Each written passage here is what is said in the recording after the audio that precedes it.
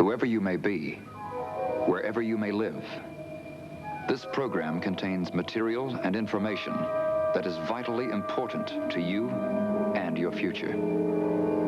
It is sensitive information that until now has been kept secret. Since the dawn of time, there is one field in which man has always excelled: the destruction of his fellow human beings.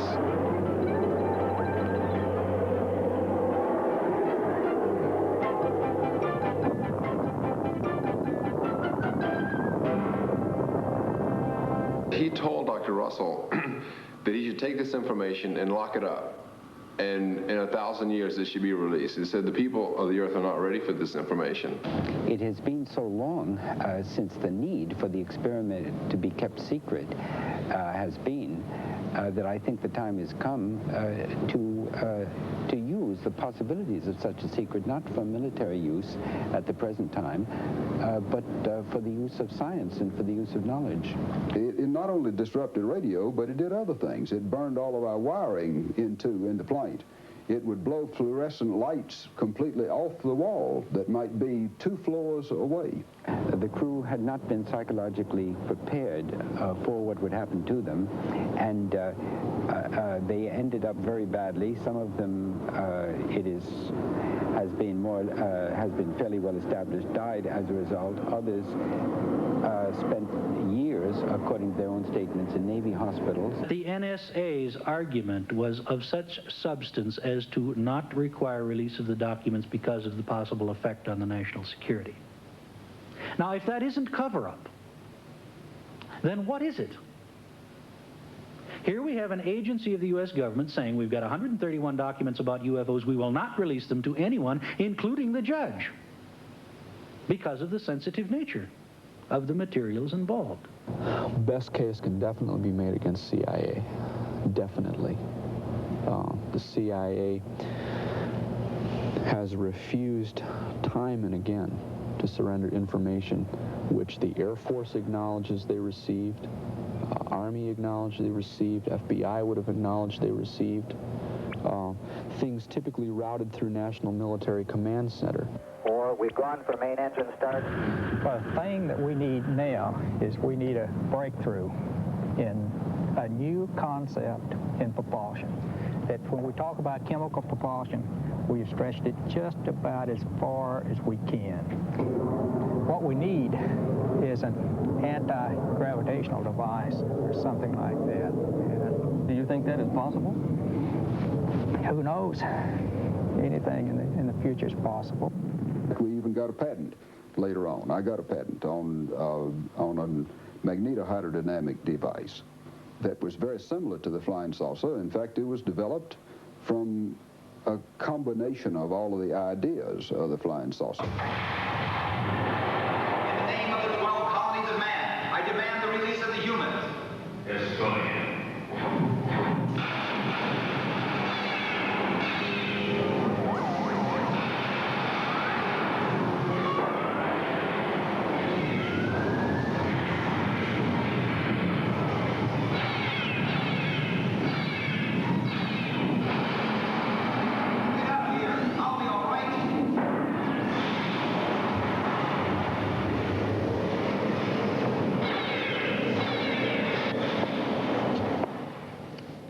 Flying saucers, laser guns, secret experiments in travel through time and space. Are all these things pure fiction, imagined in the minds of science fiction writers? Or are they glimpses into the future of planet Earth and the coming technology? Are the people of Earth being conditioned to accept a new world? These questions were the reason for a worldwide search for the truth. A search led by Stan Deyo, an inventor and computer technologist from Dallas, Texas, who at one time was an officer cadet at the United States Air Force Academy and an informant for the FBI. This is his story to uncover the cosmic conspiracy.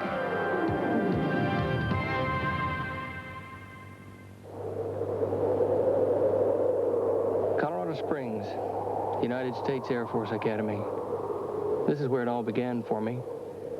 It's just a few miles from the headquarters of the North American Air Defense Command, NORAD, buried deep below Cheyenne Mountain. How quickly the 20 years have gone by since my conditioning was completed. 186 of us have been programmed by post-hypnotic suggestion and subliminal training. But what training, what information had been so sensitive, so secret that even we, the trainees, could not be trusted with the conscious knowledge? Years had passed before I realized that the rebellious instructor who had reprogrammed my mind just before I left the academy had allowed me to eventually remember things that had been locked away in my subconscious, things that could affect the future path of mankind. I wondered how much of that information was connected with other experiments that had previously been carried out in Colorado. I'm sure most of you recognize this. It's light. And I'm also equally sure that most of you recognize this. It's the wire that brings the electricity up to this light to make it work.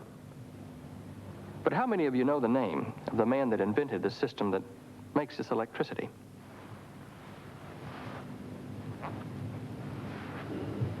His name was Dr. Nikola Tesla, perhaps one of the most brilliant scientists of the last 2 centuries.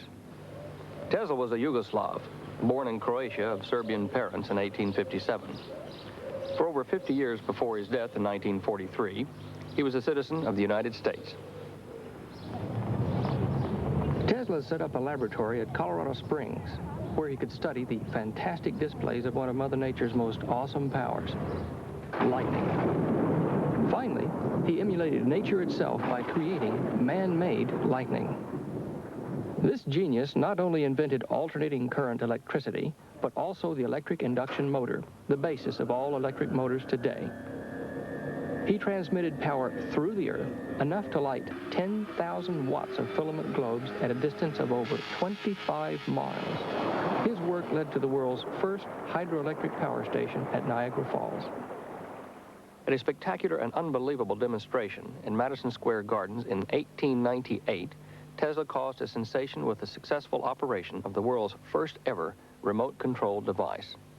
It was the time of the Spanish-American War, but Tesla's astonishing robotic submarine grabbed front-page headlines.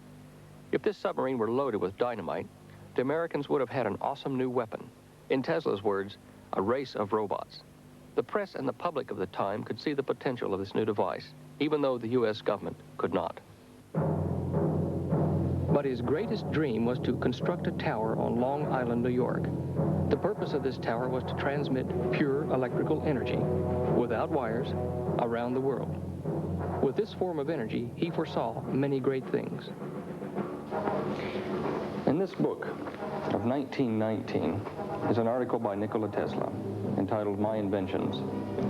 And in this article, he talks about things to come using his broadcast power without wires, based upon his proposed project at Long Island. I'll read you his words. The new self-propelled aerial teleautomaton, devoid of propeller, sustaining wings, and all other means of external control. It can attain a speed of 350 miles an hour, and that was fast in those days, and will reach a predetermined point 1,000 miles away, accurately within a few feet. What I found most astounding about this article was the artist's impression of Tesla's electric flying machine, a cigar-shaped object surrounded by an ionized air glow. This reminded me of the many reports of UFOs that glowed. Was Tesla 80 years ago working on the same principle that flying saucers use? If so, what happened to his research papers on the matter? And why was the almost completed power tower on Long Island blown up by the authorities during World War I? The Cathedral of St. John the Divine in New York, the largest edifice of Christian worship in the world. It was here on January the 15th, 1943, that more than 1,000 distinguished citizens from around the world gathered to pay their last respects to one of the greatest scientists in recorded history.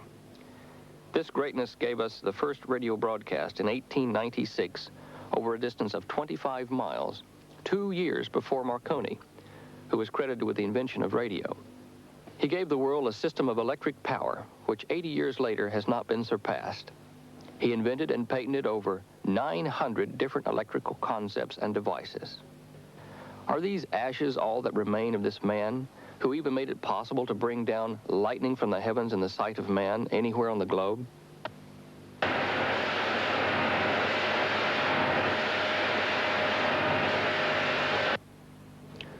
Charlotte Musar, a close friend during his later years, was one of the mourners at Tesla's funeral. She had worked as an employee at the Yugoslav embassy. She recalled the mysterious circumstances surrounding the investigation of Tesla's papers after his death. When I arrived, I found the safe was open. I don't know who ordered the opening of the safe. I learned later that all the government officials and the police and the coroner and so forth, medical examiner, had been there and gone. Miss Musar explained to me that the Edison Gold Medal Tesla had been awarded in 1917 had been locked in a drawer inside the safe, along with the keys to that drawer. Closed. The knob twirled and the safe was locked. Miss Musar had been trusted with the combination of the safe until it was reopened in Belgrade some years later. The first thing we did is to open the safe. That's when I had pulled out the combination, gave it to Mr. Krasanovic, who opened the safe, and we looked for the keys. We couldn't open the compartment and everything else. Nowhere in the safe could we find the keys. We found them in a completely unrelated, unattached box among the many that were there finally. And when we did open this compartment, no metal was found. So that assured us that when the fellows at the warehouse told Mr. Cassani some guys were here, FBI guys were here one night taking pictures of everything. That's how they described it to him. So then we knew then that someone had gone through his papers. But who, when, and where exactly, we don't know. Dr. John Trump, the founder of High Voltage Engineering in Boston, Massachusetts, was called in at the time of Tesla's death to inspect his papers. Dr. Trump was one of the few people in America who could read and understand the advanced work that Tesla had been engaged in. But Dr. Trump had been instructed to search for something in particular. But I was particularly looking for something which would be evidence of a secret weapon, which I was reminded by the agents, the two agents who were present during the entire time, was a matter of concern to the United States. Tesla had written to the King of England and to the Tsar of Russia, offering a secret weapon. Both these countries at the time were involved in all-out war against Germany. Dr. Trump recalled the supposed properties of that weapon.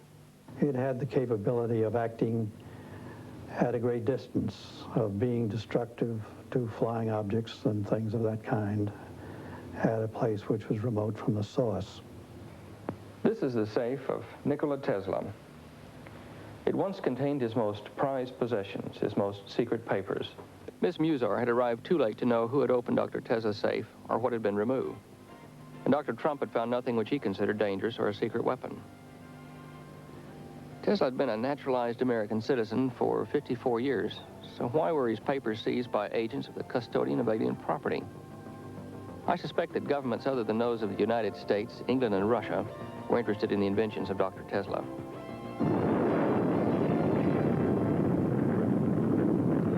In 1943, the year of Tesla's death, was destined to become a year of the most imaginative scientific experiments in the history of the world.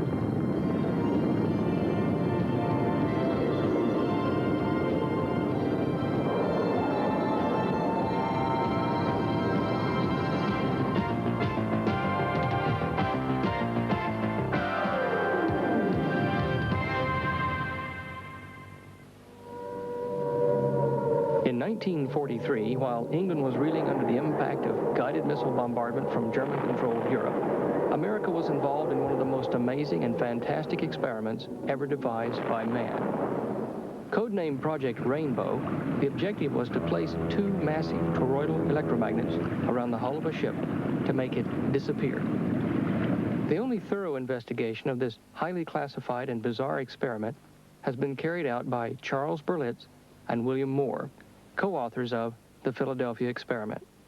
They had two enormous degaussers that that established the field of resonance, which initially, as I said, was to make clouds of ionization around a ship and make it invisible as well as invisible to radar. But what happened was much more surprising and unsettling than that. The ship seemed to glow in the field, and all of a sudden, with a sort of the way you put on a neon light, except in reverse, it flicked off instead of flicking on, and there was no ship there. I believe the experiment was done once more at sea, and it was the fact that the experiment was done at sea under better conditions that it became more or less public knowledge, because the disappearing destroyer was seen by a ship in convoy to disappear at only 100 yards away. A group of scientists had been working towards these experiments for some time. They were headed by Dr. Albert Einstein and included an American electrical physicist. Thomas Townsend Brown, and he was not to my knowledge a doctor, and is still alive, by the way, is perhaps a very typical example of an individual who devoted the best part of his life to trying to understand and develop technology that the rest of the world didn't seem quite ready to accept. Townsend Brown, who had a military background, was a lieutenant commander in World War II, had a nervous breakdown in 1943. We know he was very depressed over the effect on the crew members of the experiment and the subsequent experiment which took place at sea. Suddenly a nervous breakdown, everything else. It's common knowledge in any government that people who have a history of nervous breakdowns are security risks. They're not given classifications. There are indications that this work went on in spite of Townsend Brown under top secret government projects. I think they're far in advance of his research today. Brown's research had included Project Winterhaven, experiments in interdimensional travel, similar to the Philadelphia experiment. He had worked for the French government on moving structures using only electrical power. And in 1957, he began to work in North Carolina with Agnew H. Bonson and James Frank King on electric flying craft. Agnew Bonson was killed in a plane crash in 1964, but I found King alive and well in North Carolina. This was the early 50s when everybody was awfully interested in flying saucers anyway. And most of the people were trying to find some reason for their being here. Also, other people were trying to find how they could fly and they could do the things that people said that they could do. And so we wanted to go further. We wanted to do mechanical and electrical work to try to find a power source that was similar to what they might have been using. We needed somebody that had done more along the lines that we believed in. And we hunted for various people. Finally decided that T. Townsend Brown, that we had read about but had never met, was working along lines that we liked. So we needed Brown. So we began to hunt for him, and this was in 1957. So Brown worked with Bonson and King, successfully building and testing flying saucers. But they did have some problems. We made saucers that were as large as 7 feet in diameter, and we ran those all the way up to 1,000,000 volts. And they would fly. We flew those, but they could only fly within the limits of the umbilical cord that was carrying the high voltage to them. So Brown, Bonson, and King had realized one of the dreams of Nikola Tesla. They had created a noiseless flying craft without wings, without rudders, and without propellers. But it had to be tethered to its power source by a cable. Tesla's greatest dream was to surround the Earth with electricity, pumped into the upper atmosphere by his power tower on Long Island. This would enable the user to draw electric power anywhere on the globe from his system. Was this all that was needed to make the electric flying craft practical? J. Frank King applied for a patent on their magneto-hydrodynamic propulsion system in 1962. The U.S. government, however, held back the granting of that patent for 5 years. I asked him why.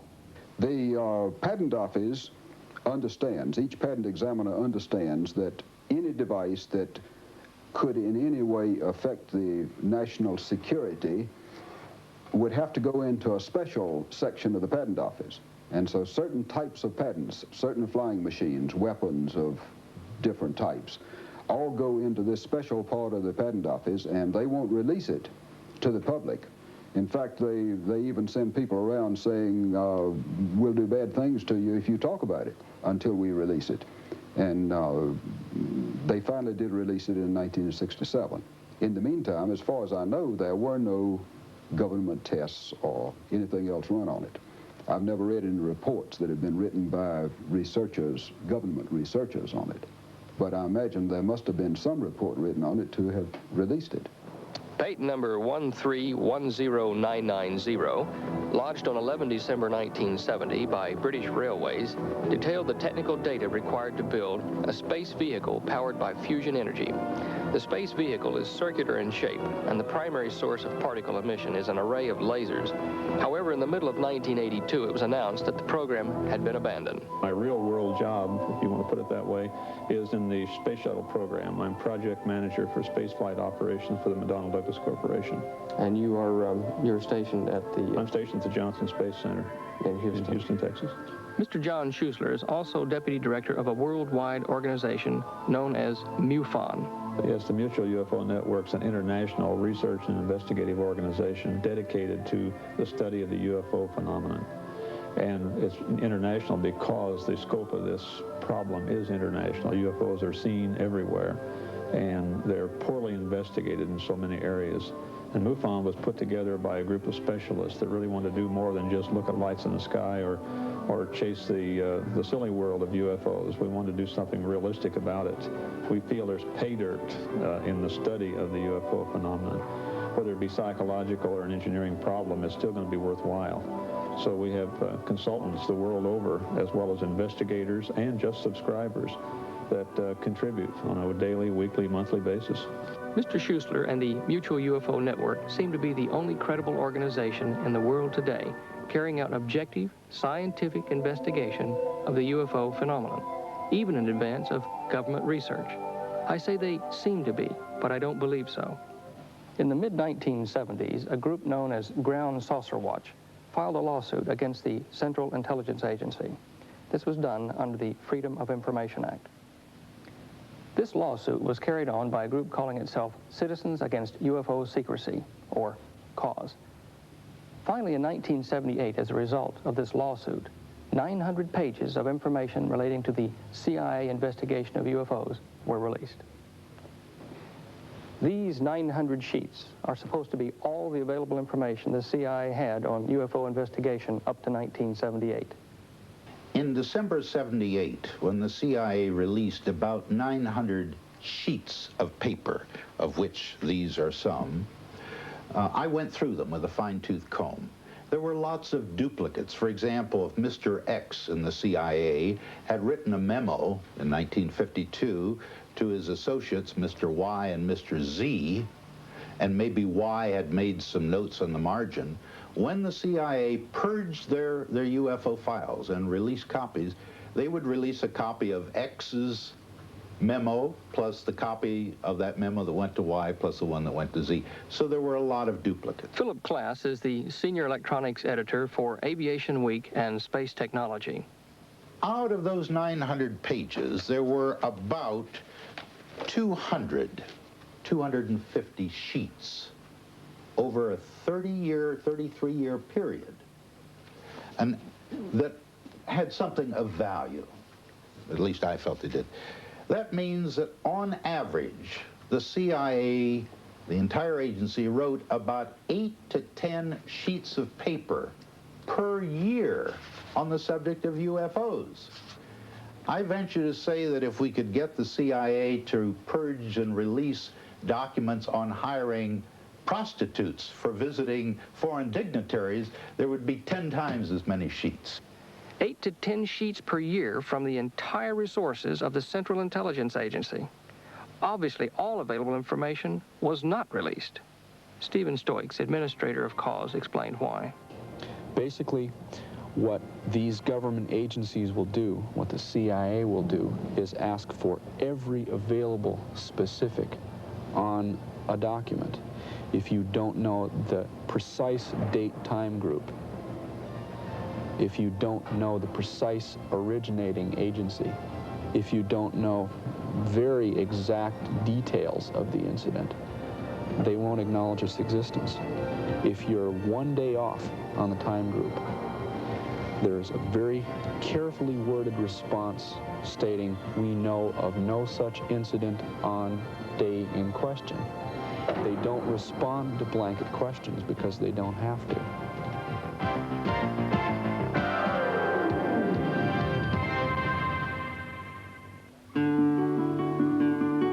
William Moore has a background in liberal arts, history, teaching, and English. He also speaks fluent French, holds a degree in Russian, and is co-author of the Philadelphia Experiment.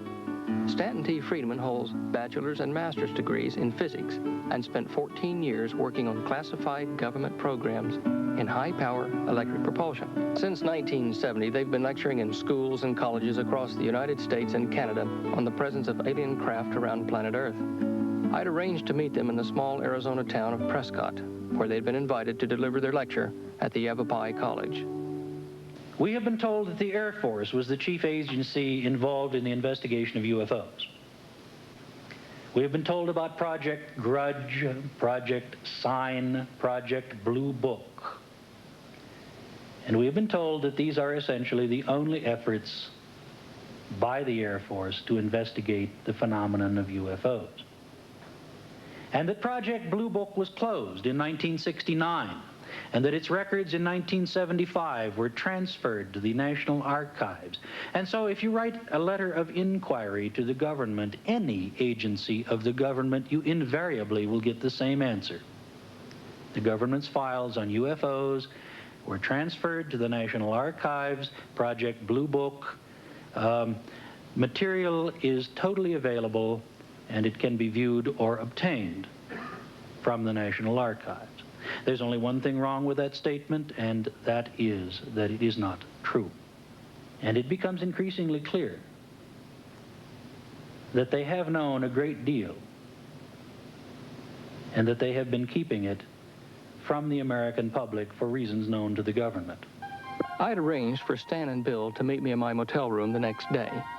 Primarily, I wanted to question them further on the cover-up of UFO investigation, and to see if they had any more information on government projects such as the Philadelphia Experiment or electric flying craft. I wasn't really prepared for what they told me. I am convinced, after 24 years now of studying investigation, that the evidence is overwhelming that planet Earth is being visited by intelligently controlled extraterrestrial vehicles. Some UFOs are somebody else's spacecraft. I'm also convinced that some small group in the government of the United States, and probably in other countries as well, knows very well that we're dealing with alien spacecraft. We're dealing with what in the States is appropriately called a cosmic Watergate. We're not convinced that everything should be put on the table. Technical data, for example, I'm not at all sure should be out on the table, because the key feature about flying saucers, forgetting philosophy, religion, and all those other areas which are certainly important, has to be, how do they work? Every government in the world would like to get its mitts on that kind of technology. Unfortunately, what that would mean, better weapons delivery and defense systems, I suppose.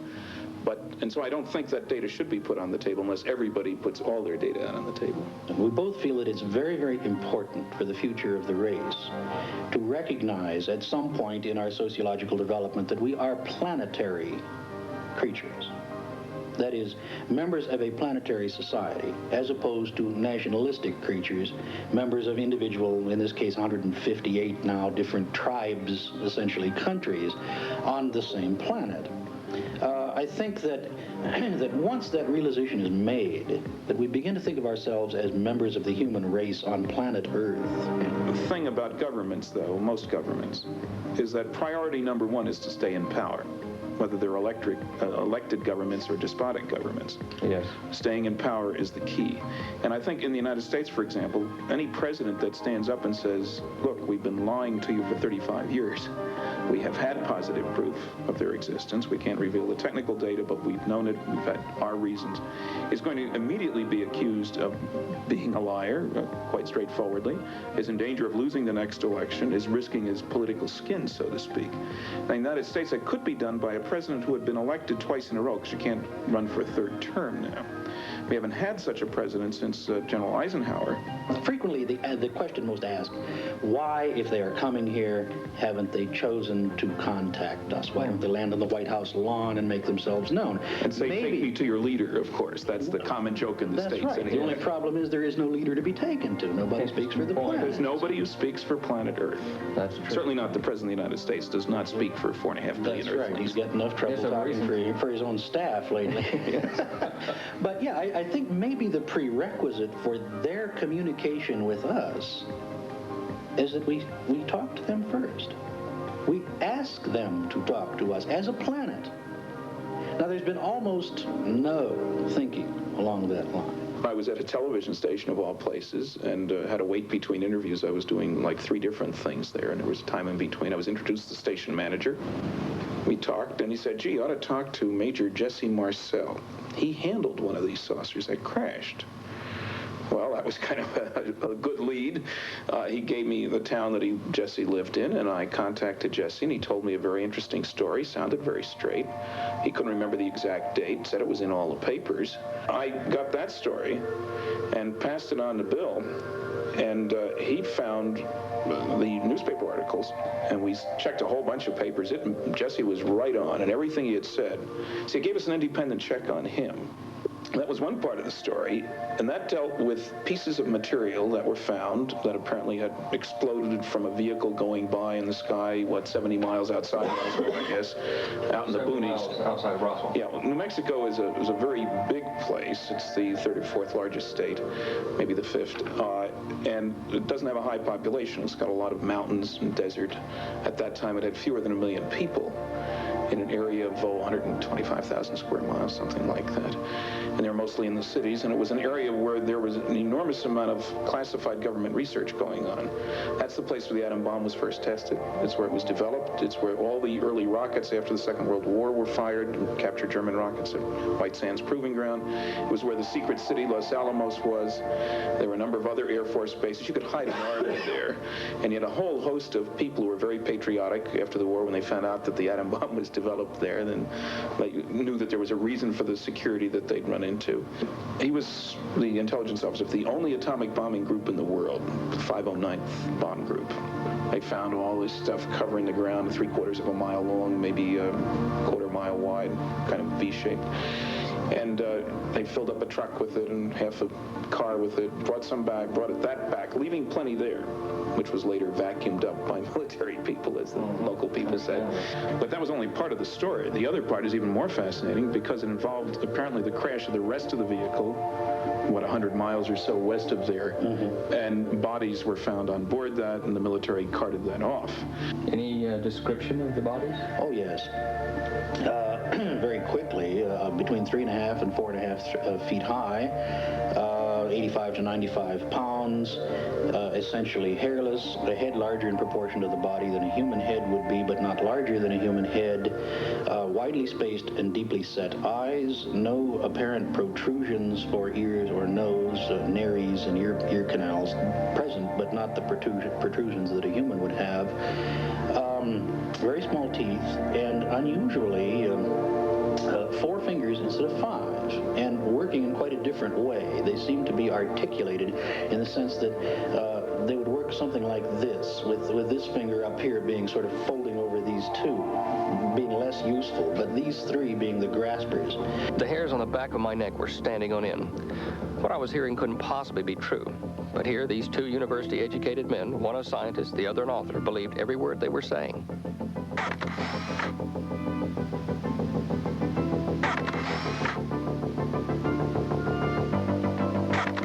We should stress here now that there are more than 3,000 reports in one computerized file of observations of alien beings associated with flying saucers. That covers dozens of countries, lots of incidents over at least a 35-year period. And there are no reports of creatures with 3 arms or 3 eyes or 3 legs or, you know, the science fiction kind of stuff. And I think we have to take that into account, that one must be careful how one breaks the news, so to speak. In the United States, for example, the Mormon religion has long accepted the notion of beings on other worlds. Certainly the Buddhists do, the Hindu religion does. There are some fundamentalist Christian sects in the United States, however, who are not inclined in that direction at all. I mean, this is it. and would be very upset and disturbed. You can't just lay something as significant as flying saucers, which change our whole position in the universe, after all. It's like Copernicus. He took man out of the center of the universe, moved it one step over from the Earth to the sun. The book was banned for 300 years because it was disturbing to the high priesthood of the time. So the next generation is certainly going to know, have a different perspective. But you got to be careful about that. You can't destroy what people have thought and grown up with without replacing with something that's solid and concrete. Max Planck, a German physicist, once said that new ideas come to be accepted, not because their opponents come to believe in them, but because their opponents die and a new generation grows up that's accustomed to them. And so it may well be that you need to have this background. Space travel, man is not alone. These are commonly accepted notions now. They certainly weren't 30 years ago. If you go back to 1947, you talk space travel, you were considered pretty odd, pretty strange. That was science fiction. That was Buck Rogers and Flash Gordon. So there has been an enormous shift in attitude. And maybe the finishing touch for that is the announcement, some kind of announcement about flying saucers.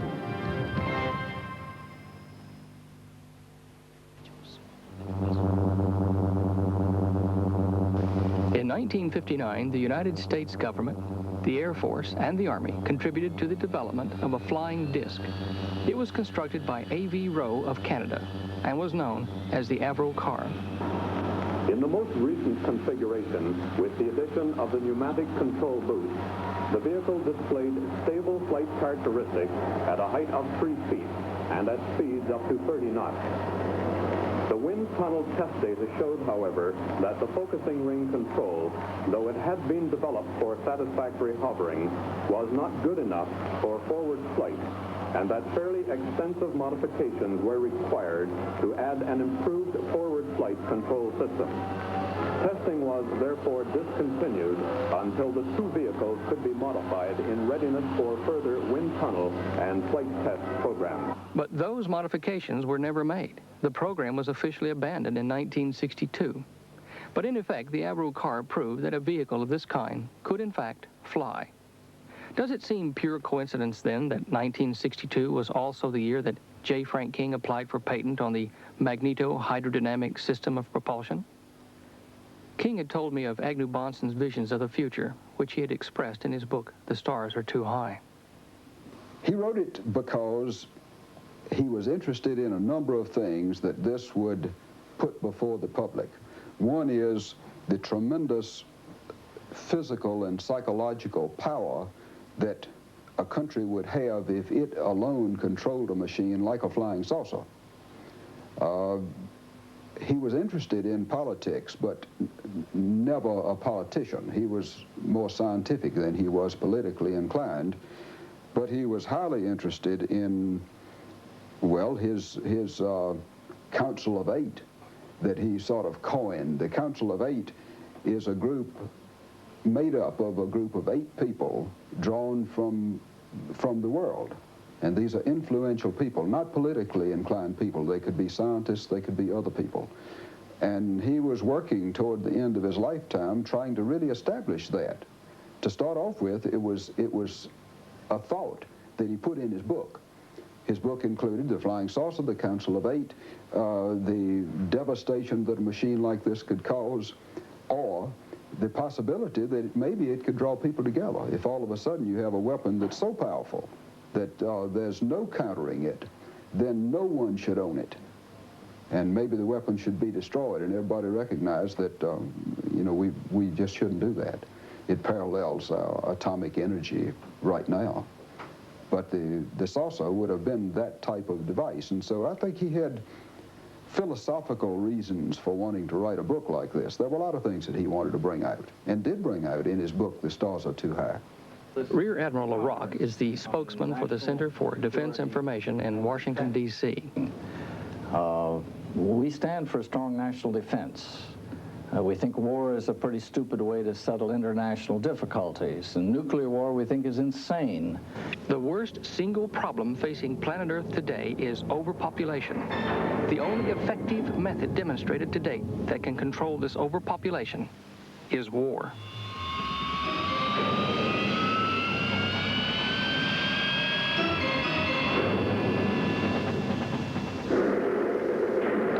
of the species, if you like, but a method by which millions of human beings can be dispensed with. Well, I think that this administration believes that they can fight and win a nuclear war. And they're trying to convince the American public if they'll just spend a few more billions of dollars and buy a few more thousand nuclear weapons, that we can somehow fight and win a nuclear war, that we can somehow defend ourselves against a Soviet attack. I believe they're wrong on both counts. Do you have an alternate plan? Yes, indeed. I think, first of all, that we have to recognize that we in the Soviets and the other countries of the world have to live together on this planet, that we can't push each other around, that neither side can start and expect to win a nuclear war. As a nuclear physicist, I'm very much concerned about the proliferation of nuclear weapons. 6 countries have them now, and by the end of the century, surely there'll be another 10 countries. All it takes is one idiot to get the ball rolling, if you will, to use a nuclear weapon. Somebody else will respond, 3, 4, 5 will respond, and we have literally a hell on earth. Now, it seems to me that the best hope to avoid that is for us all to begin to think of ourselves as earthlings. When the United States first began to deploy reconnaissance satellites back in the early 1960s, the Russians protested loudly. There was even the threat that they might try to shoot them down. But by 1963, the Russians had developed their own reconnaissance satellites, and they were delighted to have them. In other words, the Russian military, it would be only natural, don't want to take our Defense Department statement for how many missiles we have. They want to count them with their own eyes, with their own reconnaissance satellites. We know, for example, today exactly how many nuclear weapons the Soviets have, how many missiles, how many submarines, how many aircraft. We know their system exactly. They know exactly what we have. We know they have 64 anti-ballistic missiles around Moscow. They have 1,398 ICBMs. Not one more, not one less. We can see from our satellites a golf ball on a green in the Soviet Union. They have one golf course in the Soviet Union. We literally can see a golf ball on a green. We see people's faces. We watch them build their ships. We see their daily life, just as they observe the people in the United States and our military. So the 2 great superpowers of Earth can identify a golf ball on a green from outer space, but officially they can't identify a UFO, even though hundreds of sightings are made each year. I am convinced that both the United States and the Soviet Union have flying saucer technology, whatever the propulsion system may be. Whether it is based on technology devised by Nikola Tesla 80 years ago and perfected by brilliant scientists such as Townsend Brown and the like, or copied from a crashed extraterrestrial craft. Nuclear war equipment and machinery are only a smokescreen, for without the industry and employment that is created by war machinery, the world economy would collapse. There are no secrets between the great powers. They know the truth.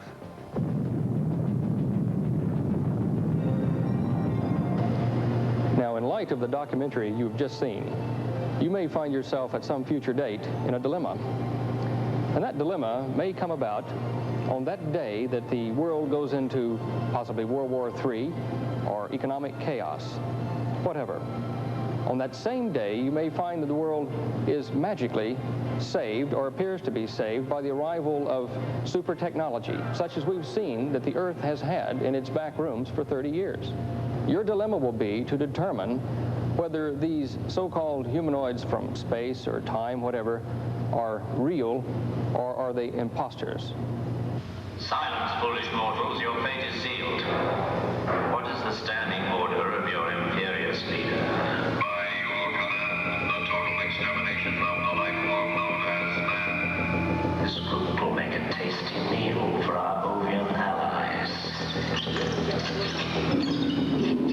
Our position here has been discovered. More humans may follow. Prepare for liftoff. 3, 2, 1, 0. I demand the release of the humans.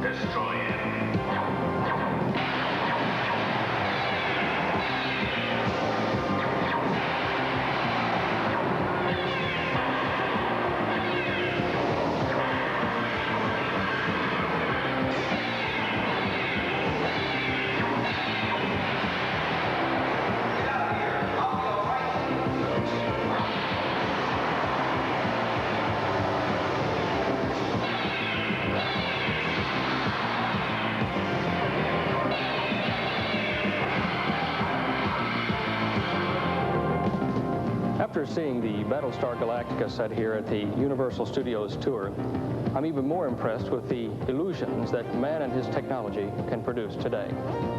Remember, things are not always as they seem.